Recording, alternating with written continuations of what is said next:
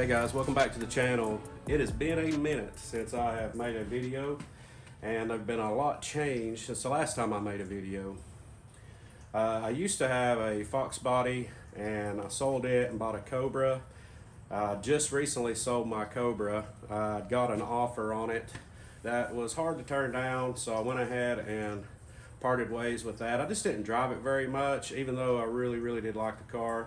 With the job I currently have now, I wanted something a little bit newer that I could drive around. So as you see behind me, I have purchased a 2023 F150. It is the Heritage Edition, Avalanche Gray in the middle, and I think it's agate black on top and on bottom. This is an XLT version. I bought this truck brand new. This truck is a 3.5 twin turbo EcoBoost with a 10-speed automatic and 4-wheel drive with 355 gears. And I'm going to make a separate video of why I chose the 3.5. So with all that being said, let's get to the video for today. And that will be the first oil change that I'm going to do in this truck. And when I said I was going to over maintenance it, I am going to overdo the maintenance. So this truck just turned over 610 miles. And you may ask why I'm changing the oil this early. Well, I bought this truck brand new, and I want to give this engine the best case of surviving with minimal problems as I possibly can. And oil is fairly cheap. It's a lot cheaper than having to replace some of the components because of lack of maintenance. So with this being a twin turbo vehicle and being brand new, I wanted to get the break-in oil out of this truck. This truck has twin turbos. When you have the oil that goes out to the turbos to lubricate them, there's metal screens in there. And with this being new and breaking in, the ring seating, the bearings are settling in, you're probably going to get a little bit of fine metal particles in your oil, and the filter should catch majority of that, but your filter is only so many microns of filtration, so some of that may actually bypass your filter. And if it does, and you keep driving it and it circulates and it gets into those turbo screens, then you're going to already be preset to start plugging up those screens. So I'm going to do the first oil change, get the break-in oil out at 610 miles on this truck. And the oil that I have chose to go with is AMSOIL Full Synthetic Signature Series, and this is a 5W30 weight oil, and I also got the AMSOIL filter for it. And this is a 99% efficiency oil filter. So this has 20 microns, and a lot of competitors have like 30 or 40 microns. So this is a little bit of a finer catch filter than what you're probably going to buy just off the shelf. Let me show you what all I have here today, and let's get this thing rolling. So with this being the first time I've changed the oil, I went ahead and prepped for 6 quarts. I have 1 extra quart put back just in case it needs to be topped off some. I have the AMSOIL filter, and I've got these. Like I said, I've never changed the oil in a 3.5 EcoBoost, so I'm hoping that one of these will work. And I just got a 3/8 ratchet, an extension, and a swivel just in case. And here is the 3.5 EcoBoost, and it's really clean, so let's hope that I can keep it that way. So this is what I use to catch the oil. This is a drain pan. It runs here and goes into these 2 holes and goes into the bottom of this pan. And you can set your filter here and put it up on these blocks and let it drain. You can close the vent, screw this on tight, and screw this lid, and you can carry this thing just like you would a gas jug, just like so, and you don't have oil spilling everywhere trying to carry a pan. I also got me a little bit of brake cleaner just to clean up some oil residue if I see any, and just a new clean rag. Now before I start doing any work, I would like to go ahead and take a reading of the oil now with 600 miles being brand new, just to see if there's any signs of water in the oil at this point, or if it's using oil, if the oil's low, or anything like that, that could give me some pre-warnings that there may be something going on. So I'm gonna take, and I'll idle the truck just a little bit before I started this video, and just for a couple of minutes, just to let the oil circulate and warm up just a little bit, but I didn't want to get it too hot.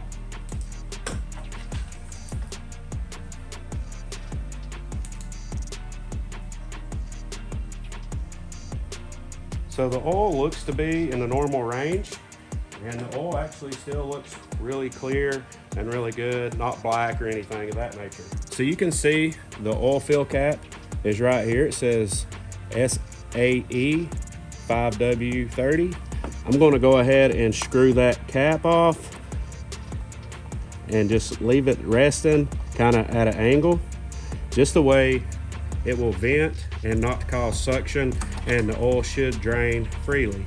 So if you're looking at the engine from the front and you go to the driver's side and you look down here, you can see the oil filter is right down in the bottom and it is facing out to the front. So if you're laying down and you're looking out the back of the truck from the front and you slide on in and then you look up, you have your cross member here for your engine, and then you can see the filter right up there. So it is a little bit tight to get to. I'm thinking I'll probably have to have an extension and possibly a swivel just to make this very easy to get out. Okay, I got my oil pan ready. I got the stopper screwed out of it. I've used the tool, and I used a 6-inch extension and the swivel for a 3/8 drive, and I was able to break that filter loose. So now I'm going to run up here and I'm just going to lightly unscrew this. I don't want it to come all the way off just yet, because if it's going to drain out the filter, I want it to go ahead and start doing that and not spray out.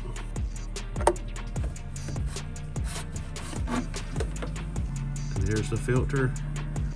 So the oil doesn't look too bad. It shouldn't at this stage. No more miles. So you can see that it still looks like a light to medium brown. So you want to make sure that that rubber gasket right here is still on the filter. Sometimes those will stick to the block. You want to make sure that you get that off the block because they'll come out of the filter like so. You don't want to double seal it. You will have a leak.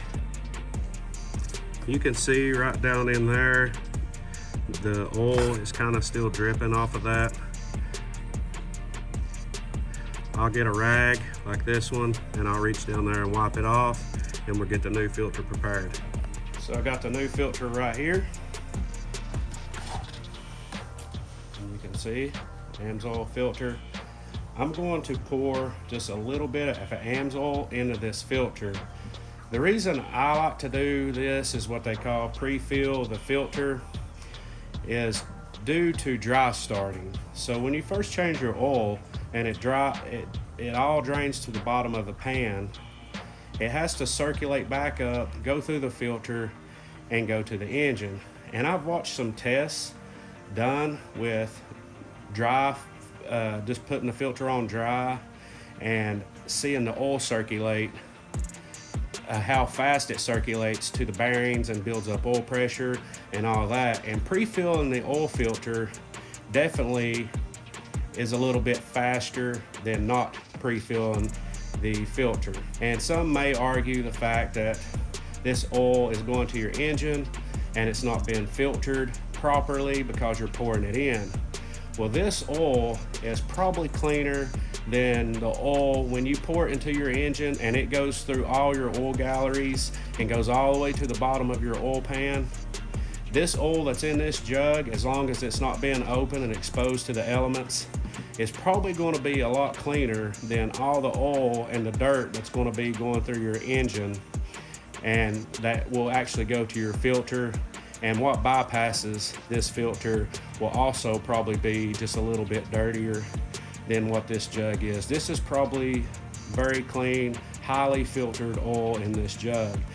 And it's more important to get oil circulation to your bearings over dry fitting this and having to wait just a few seconds longer.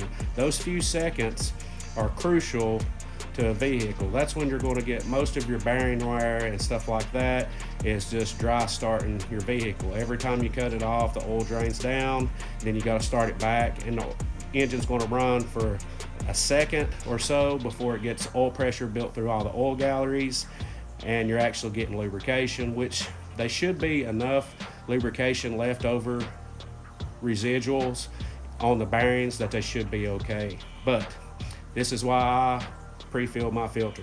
Now, with the filter going on to the front of the engine like this, you do not want to fill this all the way up. You just want to fill it about halfway.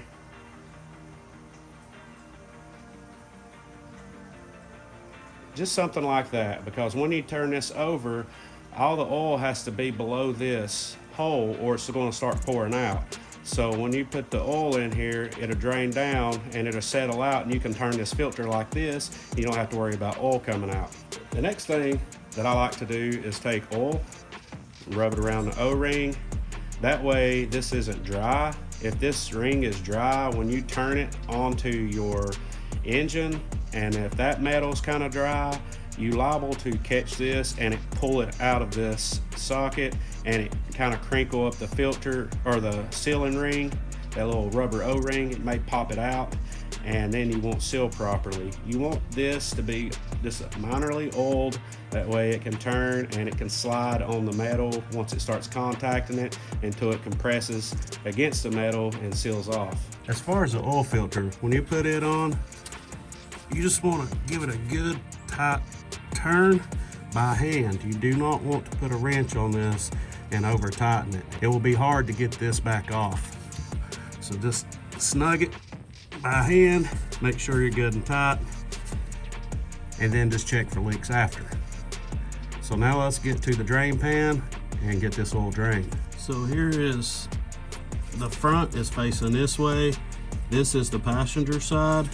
So if you go to the engine and you go to the oil pan, this bolt right here will be on the passenger side back of the oil pan. It is a 15 millimeter. So you can take your 15 socket,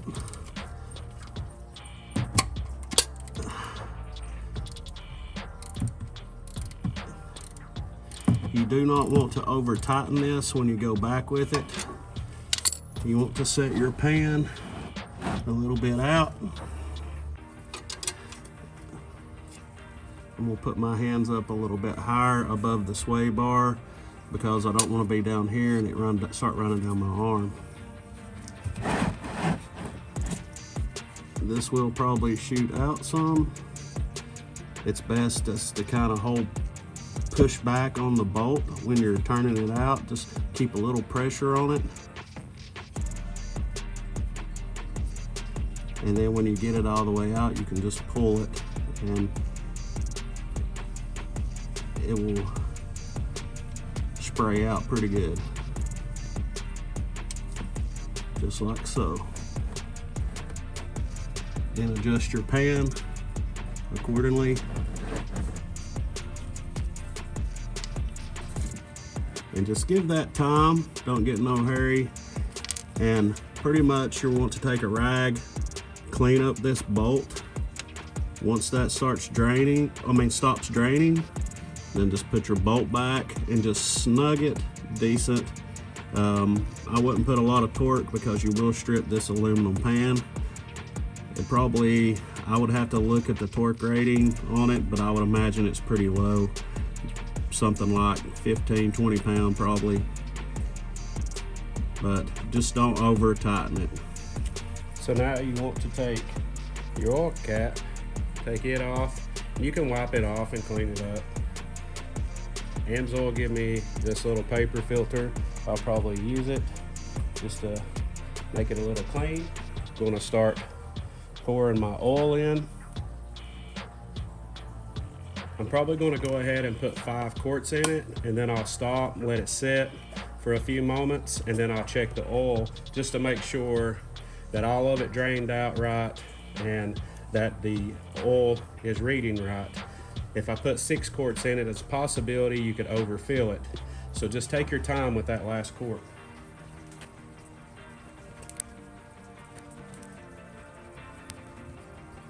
Okay, let's check the oil.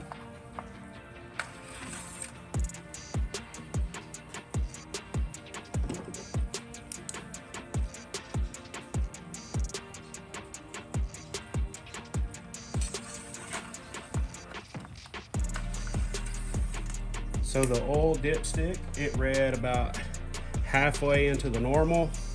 So I'm just gonna add a little bit more because I'm gonna have to start the truck. And when I start the truck, some of that oil will go into the filter, and that's where it will be housed. So I may have to top it off once I start it. I'm gonna take this funnel out for now, set it over here to the side. I'm going to go ahead and put my oil cap back on for now.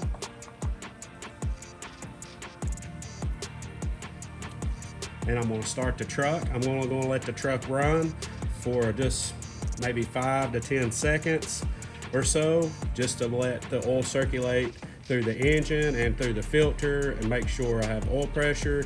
And then I'm going to cut it off, and then I'm going to let it sit for about another 2 or 3 minutes or so.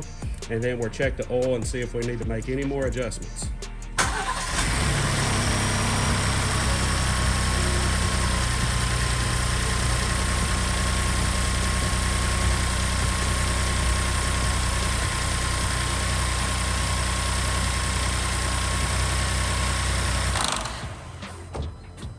Okay, it's been a couple of minutes. I'm gonna reach down in here, grab my oil stick. I'm gonna go ahead and wipe it off, get it nice and clean. I'm gonna slide it back in.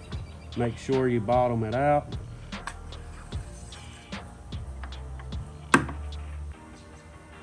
And you can see that it's down here at this level. So you want to make sure you get up here closer to the top. So it looks like I need to add just a little bit more oil. I'm going to go ahead and finish pouring this in, the half of the 6 quart. I didn't fit it all the way in. I have a feeling I'm actually going to have to open up a 7th quart, but we will see what that half a quart done. Okay, let's pull out the dipstick. Let's just wipe it off real fast. Slide this in. Bottom it out. Let's see what our reading says now. So it looks like we're about halfway, and this will probably be okay, but I think I'm going to add just a little bit of the 7th quart in there, and I'm going to get this up just a little bit. It's about halfway between the dots and that cross cut pattern. So it's probably okay, right in that range.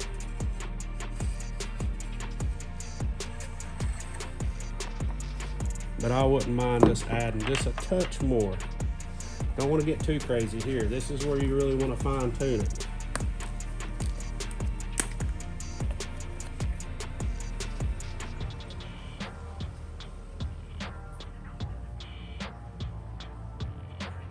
It's about a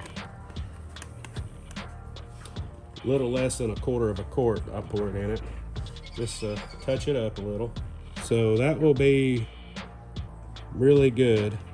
That's about just a little bit shy of the top of that hatch pattern, and that's actually about the way it was from the factory. Almost identical, to be honest. So I think I'm good with that. It's actually not good to run them over. If you run them over, it can cause air in your oil because it will be hitting your crank, and it will cause like cause it to kind of tumble your oil and cause air bubbles, and then air bubbles will actually circulate through your engine, and you don't want to do that. It's almost better to run them just a tad lower than it is a tad high. I would recommend, if you do have a plastic funnel or a metal funnel you use, which I also do have, I keep rags over top of them and I keep the end plugged. You don't want dirt, and it's always good before you change your oil is take some brake cleaner or something and spray inside your housing of your funnel and clean all that dust or any type of debris that could be in there, and then maybe some compressed air and blow it out. That way it's really clean on the inside, because that's where your oil is going to go into, and you don't want it pulling debris into your engine. All right, guys, thanks for taking time to watch this video. I hope it helps somebody out how to change the oil and the procedures that I do, and changing it at 609 or 10 miles, you should say, 610 miles on the vehicle. I keep a file on this vehicle, so I document every single oil change, the date and the miles that it had. I keep a little kind of like a spreadsheet on it. I know some of this is probably not going to pertain to a lot of people that know how to change oil, but hopefully it may have give you a pointer that helped you. One other thing you want to do once you change your oil is look up under the vehicle after a few minutes. You know, maybe let it idle, let it run some, get up to temperature, cut the vehicle off, let it set for a few, and then come back out and look under it to make sure you're not leaking oil from anywhere, because sometimes that takes a cycle of being warm and then cool back off. If you want to follow this F150, I'm going to try to make videos on everything that I do to the truck. That way I can document it on YouTube as well. So much as any type of accessories I do to it, any issues that I end up having with it, and all the maintenance that I do to it, I'm going to be making videos on it. So if you have a 2023 and you kind of want to follow this series and kind of keep up with how the 3.5 EcoBoost performs, and if I have any trouble with it and what kind of issues I might be having or anything like that, unless it's problem free minus wire items like oil, brakes, transmission fluid, gear oil, and stuff like that. Hopefully that's my goal, is to see how reliable this 3.5 10-speed F150 is going to be for 2023. So I'm going to do the services at the best of my ability. That way I can give it the best chance of being reliable. If you like this video, give it a thumbs up, consider subscribing to the channel, and we'll catch you in the next one.